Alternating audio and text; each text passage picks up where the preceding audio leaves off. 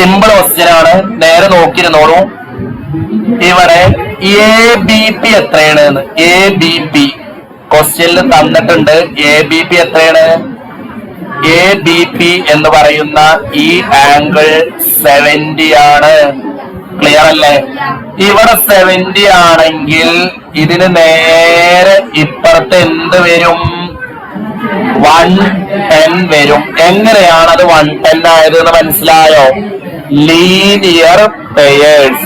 ഇവിടെ 110 ആണെങ്കിൽ നമ്മൾ ഇന്ന് രാവിലെ മുതൽ പറയുന്ന ഒരു കാര്യമുണ്ട്. അത് മറ്റൊന്നുമല്ല, ടാൻജന്റും കോഡും തമ്മിലുണ്ടാക്കുന്ന ആംഗിൾ കോഡിന് നേരെ ഓപ്പോസിറ്റ് ആംഗിളിനോട് ഈക്വൽ ആണ്.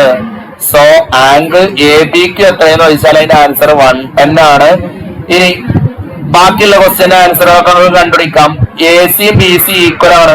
ഇവിടെ 110 ഉണ്ട്. ഇനി 180 ആവാൻ എത്ര വേണം? 70. ഇവിടെ എത്ര വരിക?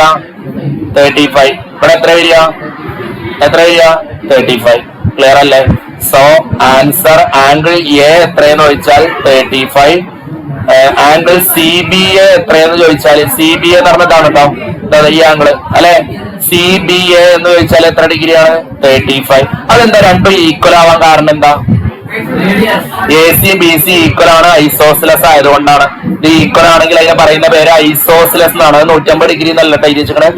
A C B C equal ആയതുകൊണ്ട് അത് ഐസോസിലസ് ട്രയാങ്കിൾ ആയതുകൊണ്ടാണ് രണ്ട് ആംഗിൾസ് ഈക്വൽ ആയത്.